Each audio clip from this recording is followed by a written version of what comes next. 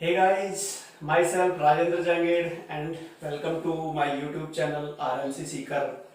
Dear students, पिछले video में हमने कंटिन्यूटी एंड डिफरेंशिएबिलिटी उनके बारे में अध्ययन किया था। आज हम लेंगे अवकलन। ठीक है, शुरू करते हैं अवकलन।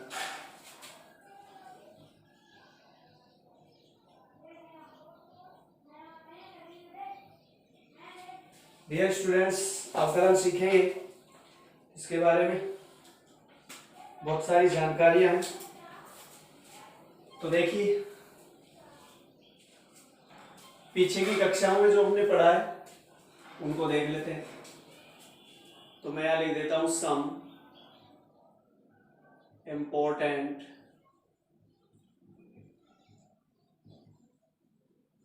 फॉर्मूले, जिसमें पहला है dy dx। डियर स्टूडेंट्स, इसके बारे में कुछ जानकारी देना चाहूंगा मैं।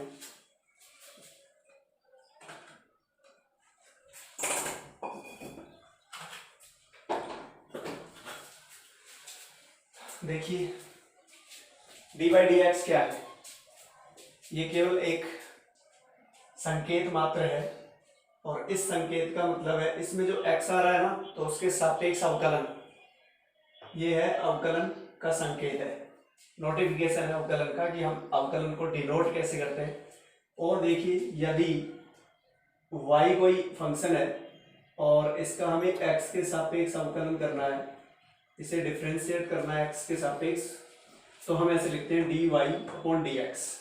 इसका मतलब डियर स्टूडेंट्स ये नहीं हुआ कि dy में dx से डिवाइड है, dy dx से डिवाइड है, नहीं, ऐसा नहीं है।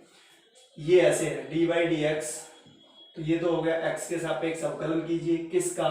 y का। ओके, तो ये अवकलन के और भी नोटिफिकेशन है, वो क्या क्या है। यदि एक function y equal to fx है, हम ऐसे लिखते हैं फंक्शन को, तो y डैश या f डैश x, ये भी अवकलन का संकेत है। y1, ये भी अवकलन का संकेत है। dy, ये भी अवकलन का, d का मतलब डेरिवेटिव। dfx, ये भी एक अवकलन का ही संकेत है। ठीक है, तो ऐसे हम dy dx fx,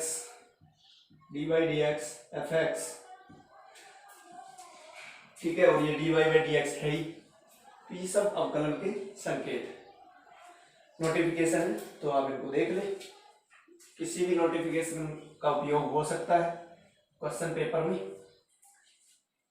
तो अब हम सूत्र लेते हैं dy dx। सबसे पहले हमने जो पढ़ा था वो सूत्र है x की power n।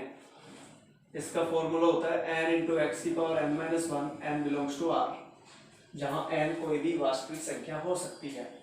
Number 2, dy dx, यदि मैं x लिख दूं तो इसको कह सकते हैं x की पावर 1, मतलब x की पावर 1, और x की पावर 1 मतलब इसका जो डिफरेंशिएट होगा वो होगा 1 डॉट x की पावर 1-1। x की पावर 0 की वैल्यू 1 होती है, 1 डॉट 1, फाइनली 1 आ गया यहाँ। ठीक है, तो dy dx x का x के सापेक्ष डिफरेंशिएट 1 होता है। Number 3, dy dx under the root x, इसको हम कैसे डिफरेंशिएट करेंगे? x की पावर 1/2 मान के। कैसे आएगा? 1/2 x की पावर 1/2 -1, ये 1/2 में से 1 घटाएंगे तो माइनस का 1/2 बचेगा, और इसको धनात्मक बनाने के लिए इसको बटे मिलेंगे, तो 1/x की पावर 1/2, और 1/2 को अंडर रूट लिखते हैं, तो 1/√x, और बटे में 2 भी है, तो इसका आ गया 1/2√x। मैं इसलिए बता रहा हूं उनको कि ये इसी फॉर्मूले से ज्ञात होंगे, लेकिन आप डायरेक्ट इनको याद कर ले ताकि समय की बचत हो। Number 4, dy dx 1/x। Dear students, हम इसे ऐसे भी लिख सकते हैं dy dx x की पावर -1। तो देखिए, अब इस फॉर्मूले से इसको ज्ञात करें तो -1 इंटू एक्स की पावर -1 -2, तो -1 और -2 को +2 बनाएंगे तो पावर को, तो -1/x²। तो डियर स्टूडेंट्स, इसका मैं फॉर्मूला बना देता हूँ 5वें नंबर पे। D by d x 1/x⁴n हो या फिर x⁻n हो तो यह आ जाएगा -n/x⁴n+1। ठीक है। नंबर 6 पे d by d x sine x, sine x का होता है cos x. Number 7 d by d x cos x, cos x का होता है minus sine x. Number 8 d by d x tan x, tan x का होता है sec square x. Number 9 d by d x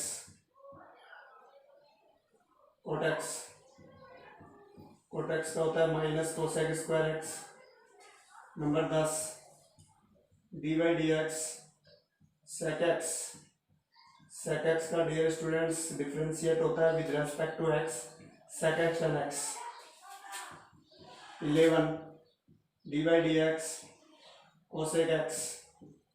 ठीक है dear students, cosec x का differentiate होगा, डिफरेंशियल होगा विद रेस्पेक्ट टू एक्स, क्या होगा minus cosec x into cot x. देखिए ये सभी ट्रिग्नोमेट्रिक फंक्शन जो है 6 उन सभी के डिफरेंशियल है। साइन का कोस होता है, कोस का साइन होता है, टेन का सेक स्क्वायर होता है, कोट का कोसेक स्क्वायर होता है, सेक का सेक एक्स टेन एक्स होता है, कोसेक एक्स का कोसेक एक्स कोट एक्स होता है। लेकिन एक के माइनस एक के, कुछ एक के माइनस आ रहा है, कुछ एक के प्लस आ रहा है। ये कैसे याद करेंगे, ट्रिक बता रहा हूँ आपको। देखिए अवकलन जिसका फलन का कर रहे हैं, त्रिकोणमितीय फलनों की बात है, ट्रिग्नोमेट्रिक फंक्शन में जिसके सी लगा हुआ है या सी ओ आ रहा है, ओ या सी, तो उसमें उसका जो अवकलन है डिफरेंशियल है वो नेगेटिव आएगा। बस आपको ये याद रखना है। तो इसके सी आ रहा है, इसके सी आ रहा है और इसके सी आ रहा है, तो इनमें माइनस है। ठीक है। नंबर 12 पे लिखता हूं मैं डी बाई डी एक्स ई की पावर एक्स, ई की पावर एक्स का ई की पावर एक्स ही होता है। 13 नंबर पे लिखता हूं D by d x log x, और डियर स्टूडेंट ध्यान रखें लॉग एक्स का बेस ई होना चाहिए, तो 1/x आएगा। नेक्स्ट है डी बाई डी एक्स ए की पावर एक्स, ए और ई की पावर एक्स में क्या फर्क है, ई में ई रहेगा, ए में कोई भी एक से, एक के अलावा कोई भी संख्या आ सकती है, जैसे 2 की पावर एक्स, 3 की पावर एक्स, तो ये आएगा ए की पावर एक्स लॉग ए बेस ई। ठीक है। इसके अलावा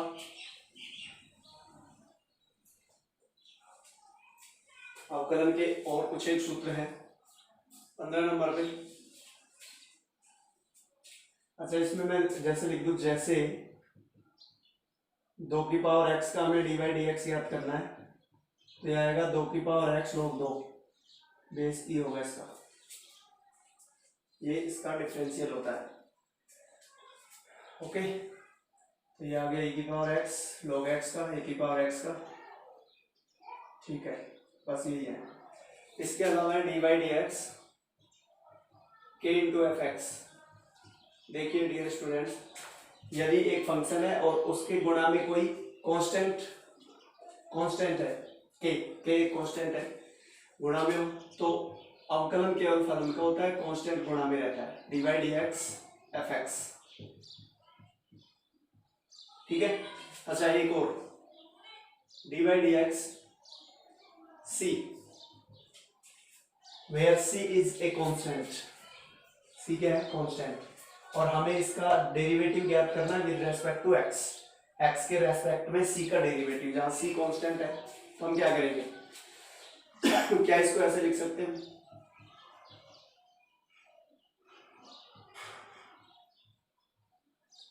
सी डॉट एक्स की पावर 0, बिल्कुल लिख सकते हैं। अब देखिए इससे सी कांस्टेंट है, गुणा में एक्स की पावर 0 के तो गुणा में रहेगा सी डॉट, अब एक्स की पावर 0 का डिफरेंशिएट होगा 0 डॉट एक्स की पावर -1, लेकिन गुणा में 0 आते ही कंप्लीट 0 हो जाएगा, इसलिए हम कह सकते हैं कांस्टेंट का डिफरेंशियल जो होता है वो 0 होता है, 0। लेकिन यदि कांस्टेंट किसी फलन के गुणा में आ जाए तो वो गुणा में रहता है। 17 नंबर पे d by d x f x plus minus g x. जहां एफ एक्स और जी एक्स क्या है, where f x and g x are two differentiable function. ठीक है, डिफरेंशिएबल फंक्शन है, अवकलनीय फलन है, तो एफ एक्स और जी एक्स इनका एक्स के सापेक्ष हमें योग पर और अंतर पर अवकलन करना है, तो ये अलग अलग हो जाएगा। D by d x f x plus plus है तो प्लस, माइनस है तो minus, d by d x g x. ठीक है डियर स्टूडेंट्स, ऐसे ही देखिए 18 नंबर पे d by d x u dot v, ये भी हमने पढ़ लिया पहले, where u and v are a function of x, u और वी एक्स के फलन है। जैसे यहाँ लिया एफ एक्स जी एक्स, ऐसे ही एफ एक्स जी एक्स है, पर हमने इसको थोड़ा अच्छे ढंग से याद करने के लिए यू और वी में मान लिया है। ठीक है, अज्यूम कर लिया है कि ये भी एक्स का फलन है, ये भी एक्स का फलन है, और दोनों गुणा में है। जब दो फलन गुणा में हो तो उनका डिफरेंशिएट कैसे होता है, देखिए वो होगा u का डिफरेंशिएट कर दो, u को डिफरेंशिएट कर दिया डॉट v, फिर प्लस लगा दो। आप जिसका डिफरेंशिएट किया है उसको गुणा में रख लो, और जिसको गुणा में रखा था उसको डिफरेंशिएट, ये हो गया। तो D by d x you गुणा वी, u का अवकलन गुणा v प्लस u का अवकलन गुणा v प्लस u गुणा v का अवकलन, ऐसे होता है। इसका जनरलाइजेशन क्या होगा, व्यापकीकरण, कितने ही फलन गुणा में हो, जैसे जनरलाइजेशन में लिख देता हूं,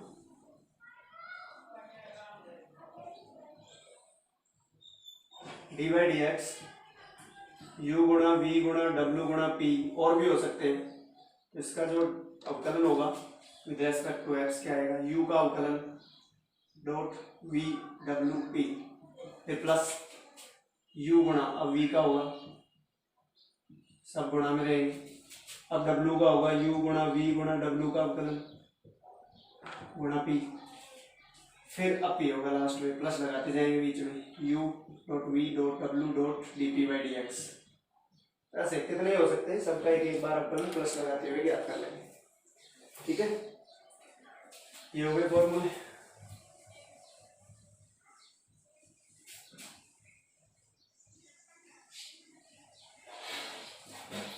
नेक्स्ट है 19 नंबर पे d by d x u upon we.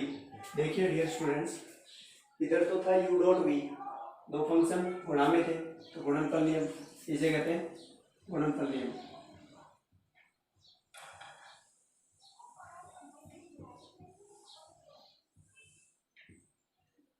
ठीक है, मल्टीप्लिकेटिव लॉ हो गया। तो ये है भागफल नियम, ये भागफल नियम। देखिए ये गुणा में था, वैसे आ गया, भाग में है तो क्या करेंगे, भाग में है तो v डॉट u का अवकलन होगा।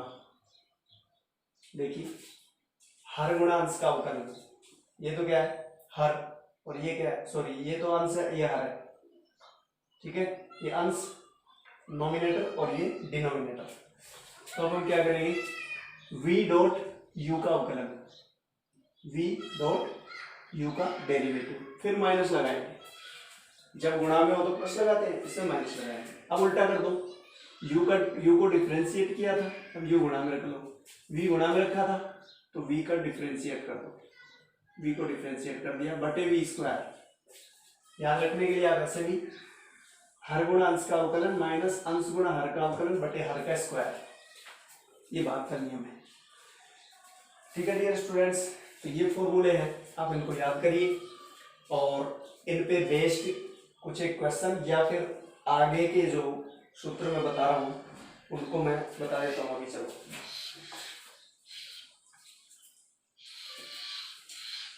तो ये हो गए 19। अब 20 नंबर पे देखिए, ये हमने पहले पढ़ लिए थे। 20 नंबर संयुक्त फलनों के अवकलन है, डेरिवेटिव ऑफ कंपोजिट फंक्शंस, संयुक्त फलनों के अवकलन।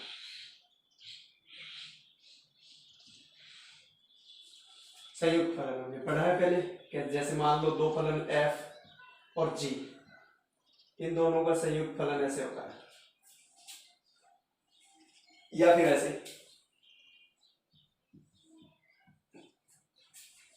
ठीक है, दो से अधिक फलन भी हो सकता है जिनको मिला के एक फलन बनाया गया है। संयुक्त फलन क्या होता है ये थोड़ा सा मैं बता देता हूं कैसे बनता है।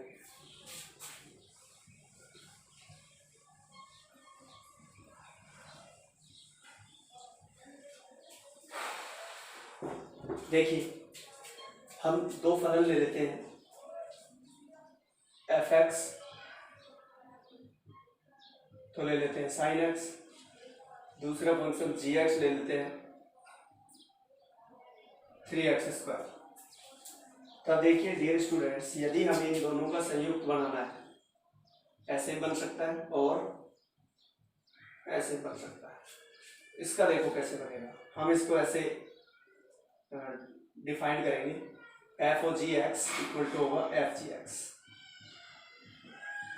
ठीक, अब एफ है एफ जी एक्स है 3x²। ओके, अब हमें क्या करना है, फलन एफ में जहां एक्स है वहां 3x² रख दो, क्योंकि एफ एक्स साइन एक्स होता है। यदि मैं ये कहूं कि एफ वाई क्या आएगा, साइन वाई आ जाएगा। यदि मैं ये कहूं एफ π/2 क्या आएगा, तो वो आएगा साइन π/2, जिसकी वैल्यू 1 होती है। कहने का मतलब जहां एक्स है वहां वाई रख दिया या π/2 रख दिया। ऐसे फलन एफ में एक्स की जगह 3x² रखेंगे तो ये फंक्शन बन जाएगा साइन 3x²। राइट, ये तो एफ ओ जी एक्स। उल्टा बनाए तो देखिए जी एफ एक्स ऐसे बनेगा, जी एफ एक्स। तो जी एफ एक्स क्या है, एफ एक्स है साइन एक्स, साइन एक्स। अब डियर स्टूडेंट्स, फलन जी में जहां एक्स है वहां साइन एक्स रखना, जैसे इसमें बताया। तो ये जी एक्स है तो इसमें जी एक्स की जगह साइन एक्स आ जाएगा, तो 3 sin² x। तो डियर स्टूडेंट्स, दो संयुक्त फलन, ये भी दो फलनों का संयुक्त है और ये भी दो फलनों का कंपोजिट फंक्शन है। तो इस प्रकार दो से अधिक फंक्शन भी हो सकते हैं जिनका कंपोजिट बनता है। ठीक है, तो मैं यहाँ केवल दो पे ही ले रहा हूँ, दो से ज्यादा भी हो सकते हैं। तो ये फॉर्मूला ये मैं आपको बताऊंगा कि इसका डिफरेंशिएट कैसे होगा, इन फलनों को डिफरेंशिएट कैसे करेंगे, तो वो देखिए समझिए। देखिए इनको डिफरेंशिएट कैसे करेंगे, इसको देखो, हमें मान लो इसका डिफरेंशिएट करना है विद रेस्पेक्ट टू एक्स। तो क्या करें, ध्यान दीजिए, पहले तो इसको लिख लेंगे ऐसे d/dx। ये तो संयुक्त होता है ऐसे लिखते हैं, तो बाकी ये परिभाषा इसकी डिफाइंड ऐसे करते हैं, ऐसे होता है। ठीक है, तो अब क्या करना है आपको, फर्स्ट ऑफ ऑल फलन f को डिफाइन, फलन f का डेरिवेटिव ज्ञात करना है विद रेस्पेक्ट टू gx। फलन f का डेरिवेटिव ज्ञात करना है विद रेस्पेक्ट टू gx, नहीं कि x। gx के सापेक्ष फलन f का अवकलन, तो क्या होगा, मैं संकेत में ऐसे लिख देता हूं f'(gx), ये आएगा। ये तो हो गया फलन f का, फिर मल्टीप्लाई लगा दो, मल्टीप्लाई। अब जिस फंक्शन का अवकलन हो चुका है उसको हटा दो, फलन f हट गया, क्या बच गया gx। अब gx का विद रेस्पेक्ट टू x, यानी x के रेस्पेक्ट में इसका अवकलन करेंगे, इसको डिफरेंशिएट करेंगे तो आएगा g'(x). बस, इसे चेन रूल भी कहते हैं, चेन रूल है, चेन रूल, श्रृंखला नियम, चेन रूल। ऐसे जैसे मान लो मैं एक और एग्जांपल ले लेता हूं, d/dx f g h, तीन फलन है f x g x h x, x के तीन फलन है, तीनों का संयुक्त, तीनों का संयुक्त ये हो गया।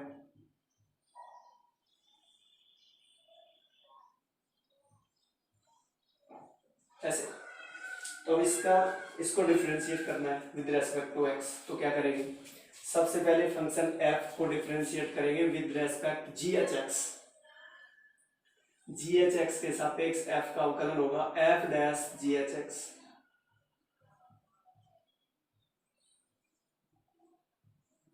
फिर मल्टीप्लाई लगा दो, f को हटा दो, g का अवकलन hx के रेस्पेक्ट में होगा g'(hx). फिर मल्टीप्लाई लगाएंगे। अब एच एक्स का with respect to x h dash x. तो डियर स्टूडेंट्स, इस प्रकार ये हम संयुक्त फलनों के अवकलन एक श्रृंखला नियम से ज्ञात करते हैं, चैन रूल इसे कहते हैं। एक एग्जांपल लेते हैं, जैसे d by d x sine 3x², अभी लिया था हमने, उसी को ले रहा हूं, ठीक है। तब देखिए बाहरी बार जो फलन है वो साइन है, इसका अवकलन हम कोस जानते हैं, कोस 3x² हो गया। फिर मल्टीप्लाई लगाएंगे। अब साइन का अवकलन हो चुका है, अब 3x² का अवकलन करेंगे, जो कि एक ही फंक्शन है।